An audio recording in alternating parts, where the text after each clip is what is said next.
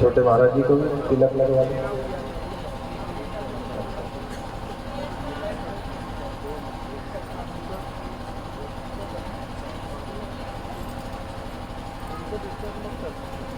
हरि ओम। स्वस्ति न इंद्रो वृद्धश्रवाः स्वस्ति न पूषा विश्ववेदाः स्वस्ति नस्ताक्षर्यो अरिष्टनेमिः स्वस्ति नो बृहस्पतिर्दधातु रतदस्वा मरुतः प्रपीनमातरः शुभं दिवानो कुमकुम कामना दिव्यं काम कामना शंभवः कुमकुमानि स्थितो दिवग्रहाणां सर्वेश्वरः ललाटे तिलकं कृत्वा तत्पश्यन्तु महातिलक्ष्मीवार्पणं नमो ब्रह्मण्यदेवाय जगद्विद्वाय कृष्णाय नारायणाय नमो नमः।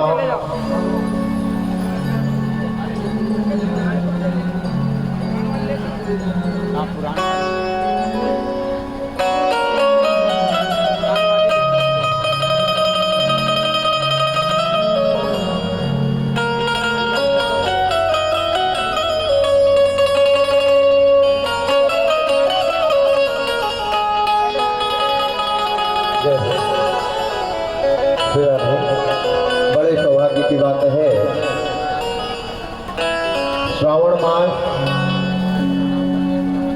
और श्रावण मास के चलते मल मास अधिक मास जिसमें नरसिंह भगवान का जन्म हुआ था, जन्म जन्म के पुण्यों के प्रभाव से श्रावण मास के चलते मल मास का आना, अधिक मास का आना और अधिक मास में भागवत करवाना, ये तो बहुत बड़ी बात है। केवल श्रवण मात्र से मानव का कल्याण होता है, करवाना तो बहुत दूर की बात है। जन्म जन्म के पुण्यों के प्रभाव से ये कथा माँ भगवती की रसामृत गाथा को श्रवणामृत पान करने का अवसर मिलता है। तो यही समय हमारे यादव परिवार परम आदरणीय अनंत राम जी यादव गोंडू मंडई, स्वर्गीय इनके पिता श्री चैतराम जी यादव और उनकी असीम कृपा, पितरों की कृपा से ही ये सारे कार्य होते हैं। जब तक पितरों की कृपा नहीं होती तब तक भगवत भक्ति मानव प्राप्त नहीं कर सकता और ये इनके पूर्वजों का आशीर्वाद है, पूर्वजों की कृपा है, जिसमें प्रेरणा स्रोत हमारे बालाराम जी पुजारी, इनके मार्गदर्शन में भूतपूर्व उप सरपंच जिनके ज्येष्ठ सुपुत्र मनीराम जी यादव परम आदरणीय मेरे मित्र भी हैं, सखा भी हैं और जैसा भी चाहे धनी पानी का लोटा देना, पानी इनके छोटे अनुज नेकराम भैया, इन सभी के अथाह प्रयास से संघर्ष से आज सप्त दिवसीय श्रीमद् भागवत महाज्ञान यज्ञ का शुभारंभ पितरों की कृपा से, कुल देवताओं की कृपा से, संत महात्मा की बड़ी अनुकंपा से आज शुभारंभ हो रहा है। जहाँ तक भी मेरी आवाज कर्णप्रिय हो, समय का विशेष ख्याल रखते हुए आज पहला दिन है, मंडप पूजन पितृ पूजन, ग्रह पूजन, दिक्पाल पूजन और मंडप प्रवेश के बाद अल्प समय के लिए, कम समय के लिए आज भागवत का श्री गणेश होना है। प्रतिदिन कथा का समय रहेगा दोपहर 1 बजे से। चालू होने का समय है 1 बजे, बंद होने का समय आपके ऊपर रहेगा, हमारे ऊपर नहीं रहेगा। आप जब कहेंगे तब बंद करेंगे। 1 बजे से 8 बजे तक, 6 बजे तक, 5 बजे तक, 4 बजे तक, जब तक आप श्रवण करने की इच्छा रखें। बहुत अच्छी बात है, और जो कार्य को करने आए हैं उसको ईमानदारी के साथ करेंगे। और आप सभी क्षेत्रवासी, नगरवासी महानुभाव की उपस्थिति यादव परिवार में प्रार्थनीय है। ऐसे कार्य में निमंत्रण का रास्ता नहीं देखना चाहिए। जहाँ सात्विक कार्य हो, बताया गया है भागवत में कि दुश्मन के यहाँ भी अगर धर्म का कार्य हो रहा है तो बैठ करके दरवाजे पे कथा का रसामृत पान करना चाहिए। और जन्म जन्म के जब पुण्यों का प्रभाव होता है तभी भागवत की कथा श्रवण करने को मिलती है। सर्वप्रथम ग्राम के हे हनुमान जी महाराज, आपकी नगरी में, आपके क्षेत्र में, आपके ग्राम में, आपकी सीमा में एक ब्राह्मण सप्तदिवसीय ज्ञान यज्ञ का शुभारंभ करने आया है। हे हनुमान जी महाराज, 7 दिन तक इस परिवार में, इस यज्ञ में, इस कार्य में किसी प्रकार की बाधा विघ्न प्रवेश ना होवे, और कोई बाधा विघ्न प्रवेश हुए तो आप यज्ञ प्रांगण की रक्त ध्वजा के ऊपर आकर अपने वज्र रूपी प्रहार पे उसका हनन कर इस कार्य को सफल करें। हे कंठेश्वरी माँ, या कुंदेन्दु तुषार हार धौला, या शुभ्रा वस्त्राविता, या वीणा दंड मंडित करा, या श्वेत पद्मासना माँ सरस्वती, आप आकर के ब्राह्मण सहित भागवत मंडल के सदस्य जीवन जीवन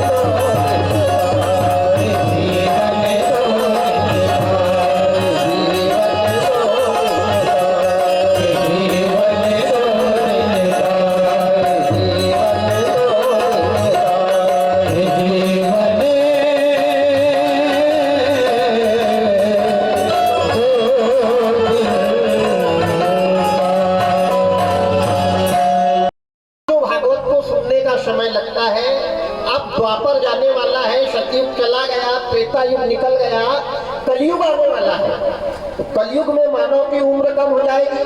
पहले 100, 200, 250 बरस आदमी जीता था, 40, 50, 60 में तो जय श्री राम। तो जिस कथा को सुनने में 10,000 वर्ष लगते हैं, वो कथा को हम 7 दिन में पूरा सुनना चाहता है। इसके लिए कोई हमारे को विकल्प बताओ। सूत जी महाराज ने कहा प्रश्न तो बहुत अच्छा किया तुमने, लेकिन ये मेरे वश का काम नहीं, इसके लिए ब्रह्मा जी के पास चलना पड़ेगा। तो सारे देवी देवता 88,000 महात्मा सूत जी महाराज ब्रह्मा जी के पास गए। ब्रह्मा जी से कहा प्रभु आपके जो 4 वेद 6, 7, 18 पुराण का आपने निरूपण किया है, वेद व्यास जी महाराज ने जिसको रचा है, रचना की है, ये श्रीमद् भागवत की कथा को हम 7 दिन में पूरा सुनना चाहते हैं। और 7 दिन में कोई ऐसा उपाय, ऐसा विकल्प, ऐसा रास्ता बताओ कि 10,000 वर्ष तक सुनने का फल केवल हमको 7 दिन में मिल जाए। क्योंकि कलिकाल में मानव की आयु कम हो जाएगी, इतना समय मनुष्य के पास नहीं है। इन्होंने कहा भाई अपने बस की भी बात नहीं है, तुम विष्णु भगवान के पास जाओ। ब्रह्मा जी के पास से शंकर जी के पास गए, शंकर जी ने मना किया, ब्रह्मा जी ने मना किया, विष्णु भगवान के पास आए। अब हाथ जोड़ करके सूत जी महाराज खड़े हैं, 88,000 महात्माओं की लाइन लगी, नारायण नारायण नारायण। क्षीर सागर में गए, जहाँ पे कमलापति विष्णु भगवान शेष जी की शैया पर विराजमान थे। स्वरूप देखा भगवान का, कैसा स्वरूप, शांताकारम भुजंग शयनम पद्मनाभम सुरेशम विश्वाधारम गगन चंद्र मेघवर्णम शुभांगम लक्ष्मीकांतम कमलनयनम योगी विद्यागम्यम वंदे विष्णु भवभयहरं सर्वलोकैकनाथं कस्तूरी तिलकं ललाट पटले वक्षास्थले कौस्तुभ्यं नासाग्रे वरमौक्तिकं करतले वेणुकरे कंकणं सर्वांगे हरिचन्दनं शूललितं कंठै च मुक्तावली गोपैस्त्री परिवेष्टितो विजयते गोपाल चूड़ामणि। बोल लक्ष्मी नारायण भगवान की जय। सभी भक्त क्षीर सागर में 88,000 महात्माओं के साथ गए। बड़ा अच्छा विषय। भगवान ने अपना आसन से सैया छोड़ी और खड़े हो गए। खड़े होकर के सबका सत्कार किया, सबका आदर किया और विनम्र भाव से। देखो सज्जन व्यक्ति, भक्ति मार्ग का व्यक्ति और धनपति, इनके अंदर हमेशा आपको विनम्रता मिलेगी, और जो व्यथा होते हैं उनके अंदर आपको विनम्रता नहीं मिलेगी। आज भगवान की कथा से गृहस्थ जीवन में कितनी अच्छी शिक्षा मिल रही कि घर का बड़ा, समाज का बड़ा, परिवार का बड़ा किसके जैसा होना चाहिए? विष्णु भगवान के जैसे होना चाहिए, जो सबके सामने विनम्र रहे, पराधीन सपने सुख नहीं। और विनम्रता जब आ जाती है तो मनुष्य के जीवन में असफलता कभी मिलती ही नहीं है। लेकिन हर व्यक्ति किसी के सामने झुकता नहीं है, बस यही मूल दुख का कारण है। तो आज कमलापति विष्णु भगवान हाथ जोड़ करके खड़े हो गए, सभी को सादर नमन किया, आदर किया, सद्भाव किया और पूछा कि हे महात्माओं तुम्हारा आगमन कैसे हुआ, क्या बात है, किस लिए तुम्हारा आगमन हुआ? तब सूत जी महाराज ने कहा प्रभु दीनानाथ, वैकुंठ के वासी आप तो सब जानते हो, आप तो अंतर के प्रेम को पहचान जाते हो, क्योंकि आप अंतर्यामी हो। और अंतर्यामी का मतलब यही होता है जो आपके अंदर की बात को जान जाए, अंतर प्रेम का पहचाना। भगवान ने उनकी मन की बातें जान ली, उनके विचार जान लिए, उनके सोच जान ली। फिर भी भगवान पूछ रहे हैं कि नहीं आप बताओ। नारद जी इत्यादि सभी महात्मा खड़े हैं, 88,000 महात्मा हैं। सूत जी महाराज सौनकादिक ऋषियों के साथ में खड़े हैं। उनने अपना विषय रखा कि प्रभु इन महात्माओं का कहना है कि अब कलिकाल आने वाला है, कलयुग आने वाला है, और ये भागवत जो 10,000 वर्ष तक सुनने से जो फल मिलता है वही फल कलयुग के मनुष्य को केवल 7 दिन में मिलना चाहिए। बहुत सुंदर कथा है, ध्यान देना। लेकिन 7 दिन में केवल भागवत की कथा सुनने से 10,000 वर्ष का पुण्य नहीं मिलेगा। त्याग करना पड़ेगा, विचार सुधारना पड़ेगा, सोच सुधारना पड़ेगा, खान पान सुधारना पड़ेगा, रहन सहन सुधारना पड़ेगा, बोली भाषा बदलना पड़ेगा, तब 7 दिन में कल्याण होगा। नहीं 7 जन्म तक भी अगर भागवत सुनते रहो तो कल्याण होने वाला नहीं है। आज मानव केवल सुन रहा है, और भागवत की कथा सुनने से कभी कल्याण नहीं होता। याद रखना, एक 7 दिन नहीं 7 बरस तक भी सुनोगे तो भी कल्याण नहीं होगा, सुनने वाले का कभी कल्याण नहीं होता है। सुनकर के कथा को जीवन में उतार कर सुधरने वाले का कल्याण होता है। नहीं सुनने को तो सभी सुन रहा है, बगल में बनी भैंस भी सुन रही है, तो स्वर्ग जाएगी, झंडा ऊंचा रहे हमारा। तो सुनने मात्र से कथा से कल्याण नहीं है, हमारे विचार को बदलना पड़ेगा।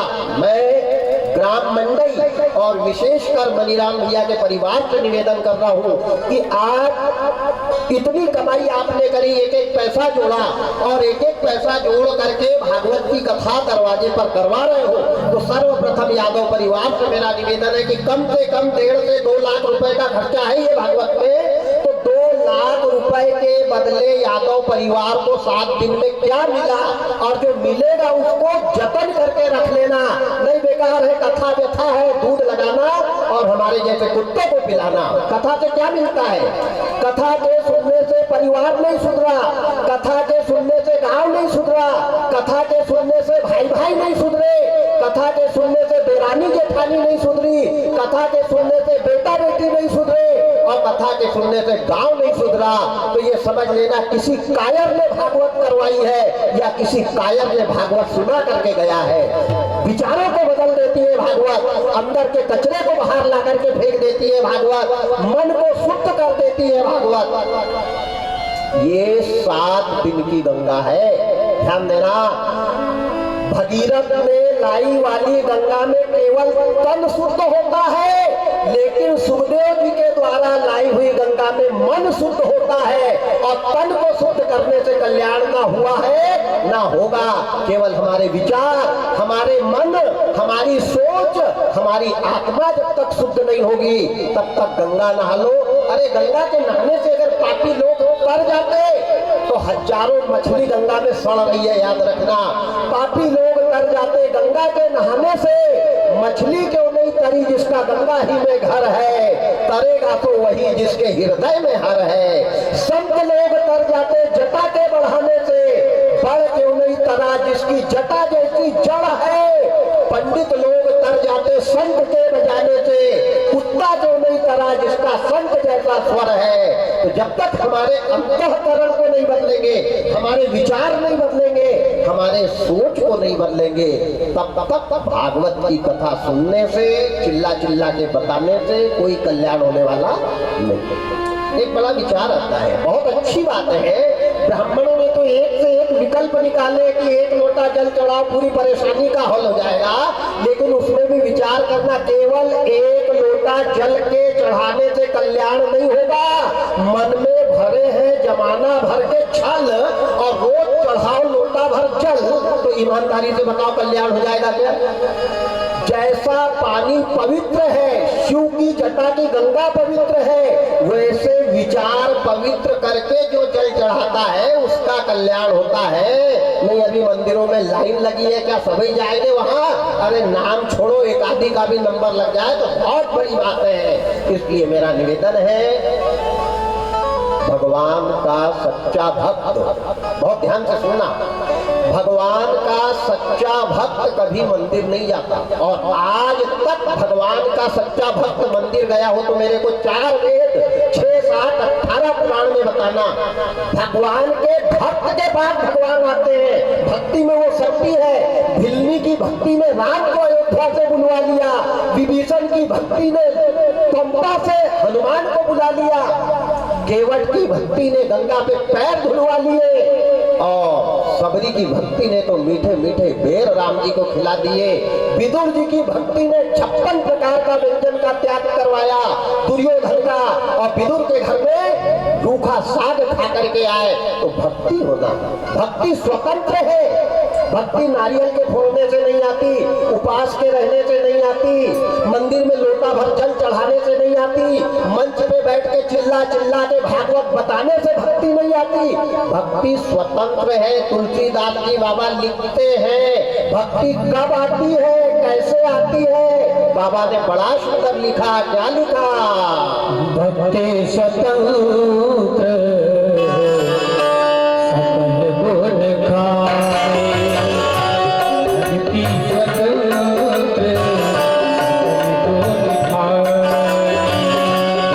सत्संग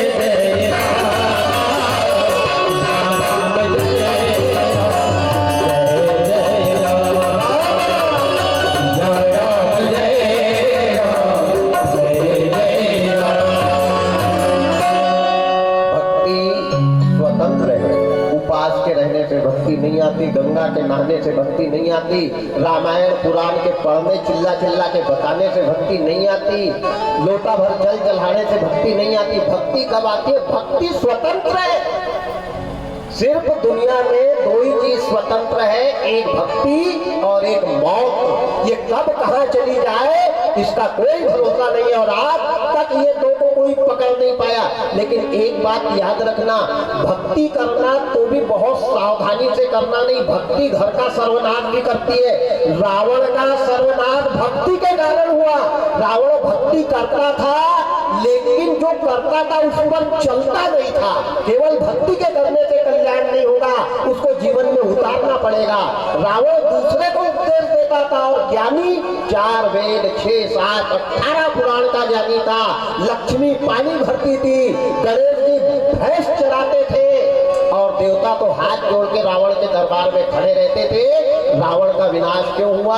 क्योंकि रावण बहुत बड़ा भक्त था, भक्ति को जानता था पर भक्ति पर चलता नहीं था।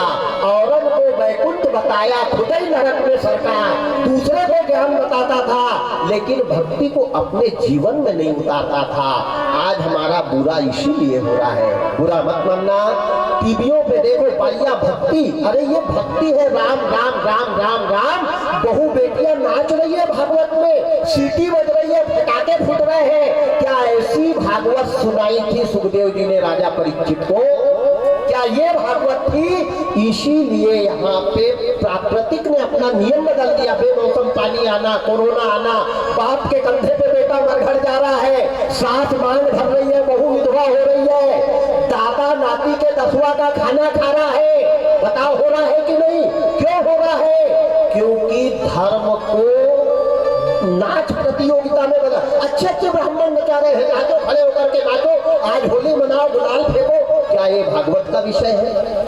क्या ऐसी भागवत में बैठना चाहिए? क्या ऐसी भागवत करवाना चाहिए? बहुत विषय गंभीर है। जब तक हम अपने विचारों को नहीं बदलेंगे, अपनी सोच को नहीं बदलेंगे, मेरा निवेदन है 7 दिन तक यहाँ 1 रुपए भी मत चढ़ाना। ये मैं मंच से कह रहा हूँ।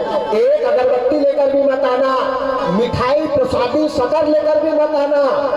और मेरे को जो लेना था मैंने डायरेक्ट सौदा करके आया हूँ, आपसे 5 पैसे नहीं चाहिए। अगर यहाँ चढ़ाना है तो ईमानदारी से मेरे ठाकुर जी 7 दिन में तुम्हारी 7 बुराई लेने के लिए खड़े हैं। रोज यहाँ आना और एक बुराई छोड़कर चले जाना। अगर आपका मंडई वृंदावन ना बन जाए तो नाम बदलना। लेकिन हम देवालय में दौलत चढ़ाने जाते हैं, अपनी बुराई को कभी नहीं चढ़ाया। यही हमारे दुख का कारण है। जिस भी देवालय में जाना, एक फूल लेकर भी मत जाना। अरे वो परमात्मा के फूल हम उसको चढ़ाएंगे तो क्या वो प्रसन्न हो जाएगा? जो तुम्हारे मन के अंदर मैल रूपी फूल खिला है, वो फूल को जब तक नहीं चढ़ाओगे तब तक तुम्हारा कल्याण होने वाला नहीं। अब आ जाए अपने विषय पे। 88,000 महात्मा खड़े हाथ जोड़ करके कमलापति विष्णु भगवान पूछ रहे क्या बात है, वत्स कैसे आगमन हुआ? सूत जी महाराज ने बताया, प्रभु दीनानाथ जगत के पालन करता, आप तो अंतर्यामी है, आपका नाम ही अंतर्यामी है। आप अंतर की बात तो तुम जाना हो, अंतर्यामी, आप अंतर की बात को जानते हो। इसलिए आप बोलने की कोई बात नहीं, फिर भी आप पूछ रहे हैं तो हम बता देते हैं। ये जो महात्मा खड़े हैं 88,000 ऋषि महात्मा, प्रभु अब कलयुग आने लगा, कलिकाल आने लगा, प्राकृतिक ने नियम बदल दिया है। अब आप एक बात बताओ कि 10,000 वर्ष तक ये भागवत को तो सुन नहीं सकते, आदमी की आयु कम है। इसलिए 10,000 वर्ष सुनने से सतयुग में जो भागवत की कथा का फल मिला था वो 7 दिन में मिलना चाहिए। ऐसा कोई उपाय बताओ। तुमने कहा देखो ये तो मेरे भी वश का नहीं है। अब सारे देवता विचार करने लगे। कमलापति विष्णु भगवान जब ऐसा कह रहे हैं, नारायण जगत पिता जब ऐसा कह रहे हैं, तो अब हमारा क्या होगा? सबको चिंतित देखा, लेकिन भगवान ने एक विकल्प बताया। एक रास्ता जरूर बता सकता हूं मैं, ये मार्ग पे आप चलोगे तो 7 दिन में भागवत का फल आपको 10,000 वर्ष के बराबर मिलेगा। बोले प्रभु जल्दी बताओ, हम सुनना चाहते हैं। तो भगवान ने अपने हाथ में एक चक्र छोड़ा, नैमी जिसको कहते हैं, चक्र को नैमी कहते हैं। उसमें 7 आरे लगे हुए, तो जो आरी लकड़ी चके में लगी रहती है वो 7 नैमी लगी हुई थी। अब चक्र को छोड़ा और कहा ये मैं छोड़ रहा हूँ, ये चक्र जहाँ जहाँ जाएगा वहाँ वहाँ आपको जाना पड़ेगा। और जिस जगह जाकर के ये चक्र की सातों नेमी बदल जाएगी, समझ जाना वहाँ कथा सुनने से 10,000 वर्ष का फल 7 दिन में मिलेगा। क्या आप जाओगे? सारे देवता तैयार हो गए, इन्हें कहा बिल्कुल जाएंगे। भगवान ने आवाहन किया सुदर्शन का, और जैसे आवाहन करके छोड़ा है नैमी को, चक्र को छोड़ा, तो सारी सृष्टि की परिक्रमा लगाते हुए वो चक्र चला, आगे आगे चक्र जा रहा, पीछे पीछे देवता।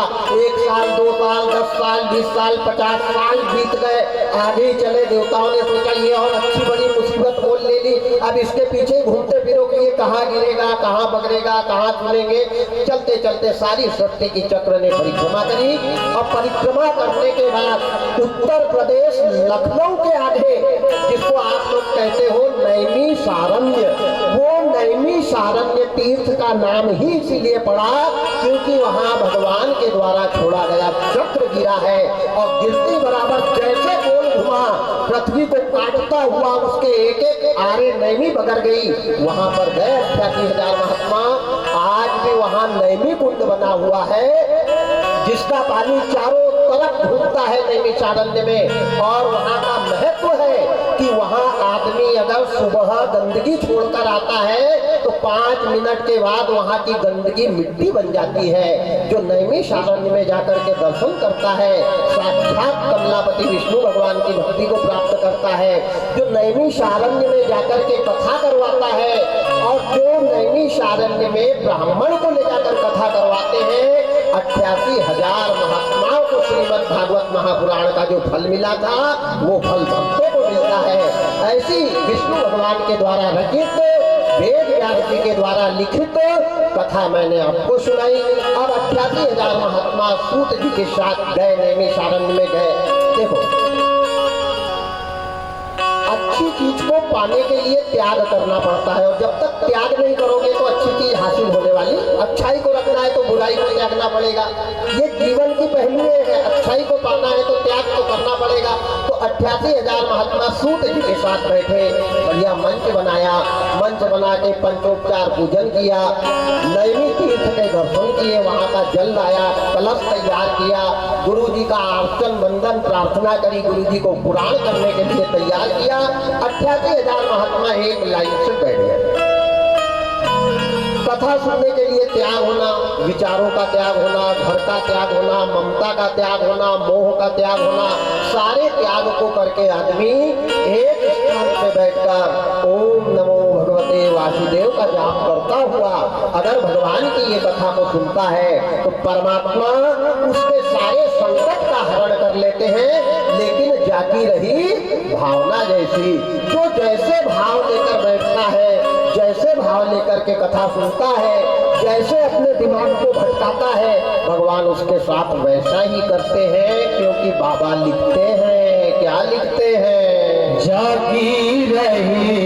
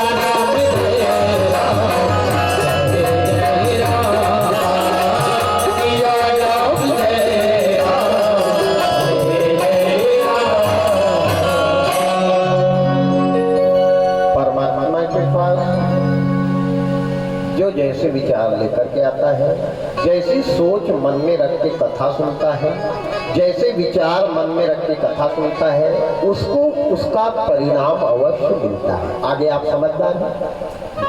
5 घंटे का समय ऐसा निकाले हम कि जब तक आरती ना हो अपना आसन भी ना हिलने पाए। राजा परीक्षित ने 700 वर्ष तक एक जगह पे बैठ करके भागवत की थी और वो वक्ता थे कि 700 वर्ष तक पानी का घूंट भी मुंह में नहीं पिया था, तब परीक्षित का मोक्ष हुआ था।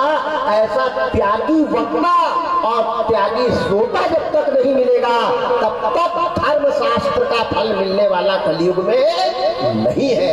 त्याग ही सबसे बड़ी भक्ति है और त्याग से ही भक्ति प्रकट होती है और भक्ति की शक्ति से ही भगवान का प्रादुर्भाव होता है। जब तक हमारा त्याग नहीं रहेगा, हमारा कहाँ त्याग है? कोई त्याग नहीं है। एक फोन आया कि कथा गई चूल्हे में, हम रोड पे निकल जाते हैं, कहाँ है हमारा त्याग? कौन सा त्याग है हमारा? जब भाव ही हमारे एकाग्र नहीं होंगे। ऐसे 88,000 महात्मा ने त्याग किया, बेटा छोड़ा, पत्नी छोड़ी, परिवार छोड़ा, गांव छोड़ा, गद्दे रजाई में सोना बंद किया, जाकर के गंगा के तट पे नैमी शारद में, नैमी तीर्थ के किनारे ठंडी हवा में बैठे हैं, रात भर बैठ रहे आगी जला जला के। ये त्याग है। ना घर की सुध, ना मन को इधर किया। 3 दिन तक कथा सुनी। 3 दिन के बाद में 88,000 के मन में विचार आया कि देखो, हमने कथा सुनने के लिए घर छोड़ा, परिवार छोड़ा, सब कुछ छोड़ डाला, लेकिन भगवान के दर्शन तो हुए ही नहीं। 3 दिन बीत गए, 4 दिन और बीत जाएंगे, 4 दिन के बाद डेरा उठाएंगे सिर पे और घर चले जाएंगे। कहाँ गए? कहीं नहीं। क्या लाए? कुछ नहीं। जब भगवान के दर्शन ही नहीं हुए तो ऐसी भक्ति को क्या करना? सबने सलाह कर लिया, बोले आज जाकर के पंडित जी से डायरेक्ट अपन बोलेंगे कि हमको भगवान दर्शन क्यों नहीं दे रहे, हमने क्या कमी करी, क्या हल्दी नहीं लगा रहे, कुकू नहीं लगा रहे, बेलपत्ती नहीं लगा रहे, दूबा नहीं लगा रहे, क्या जल नहीं चढ़ा रहे, हमसे कहीं ना कहीं गलती तो हो रही है, इसलिए भगवान दर्शन नहीं दे रहे। 88,000 महात्मा आए। सूत जी महाराज आए, मंच पे बैठे, मंगलाचरण आरंभ किया। मंगलाचरण करने के बाद जैसे कथा का अध्याय पहला श्लोक बोला है, वैसे 88,000 महात्मा अपने आसन पे खड़े हो गए। इनने कहा बाबा बाबा बाबा रुको, हमको भागवत की कथा नहीं सुनना। अब घबरा गए।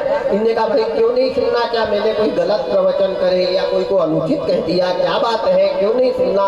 ऐसा क्या हुआ तुम्हारे को? इनने कहा पहले हमारे प्रश्न का उत्तर दो, उसके बाद हम कथा सुनेंगे। नहीं तुम ही चिल्लाओ और तुम ही सुनो, हम उठाएंगे डेरा और सटक सीताराम अपने घर निकल जाएंगे। इनने कहा ठीक है, पूछो तुम्हारा क्या प्रश्न है?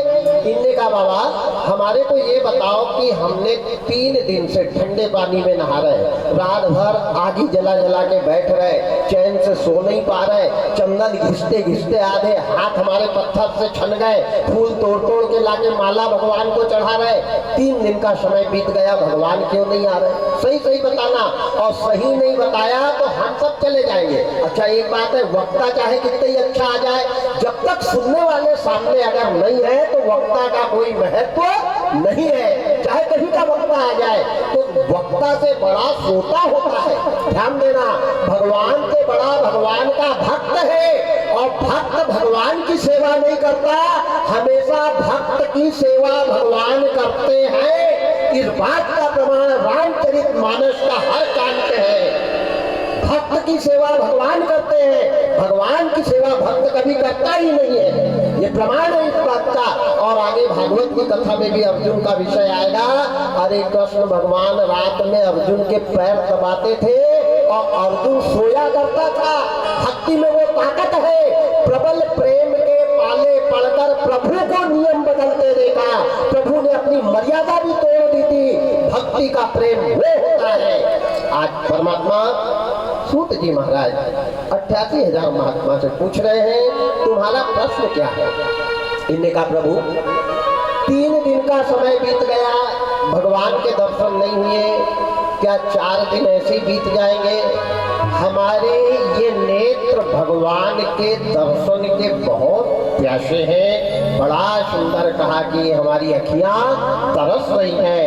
हे महाराज भगवान के दर्शन हमारे को कब होंगे? और बड़ा सुंदर संकादिक ऋषियों ने कहा, क्या कहा? हरि दर्शन की प्यासी अखियां, हरि दर्शन की प्यासी, दर्शन की प्यासी अखियां, हरि दर्शन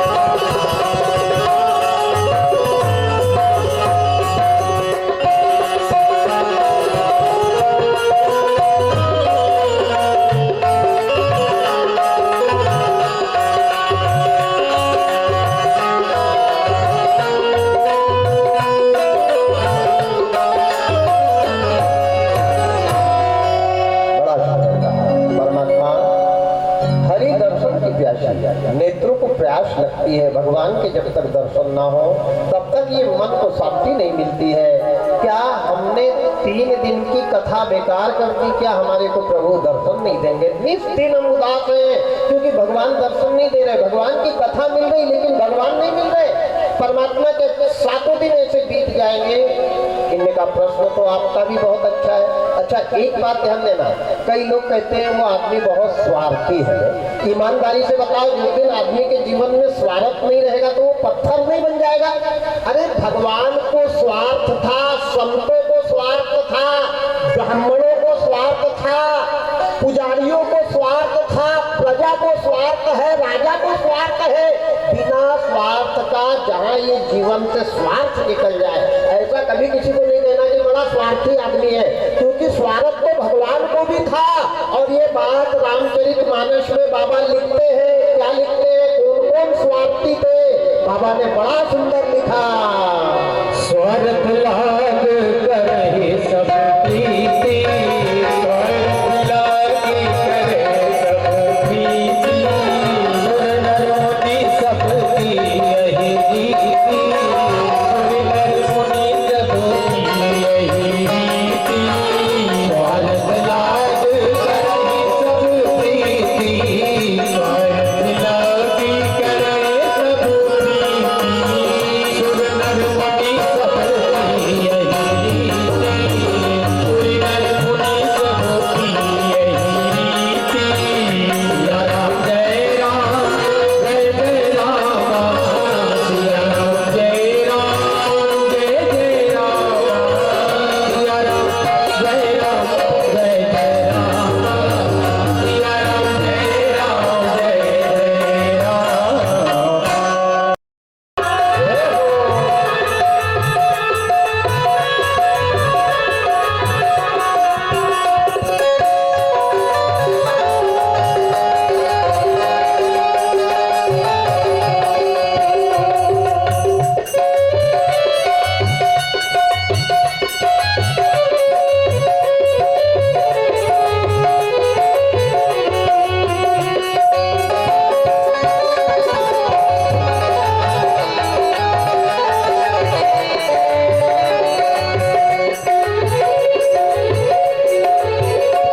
दुनिया है हकीकत पुरानी,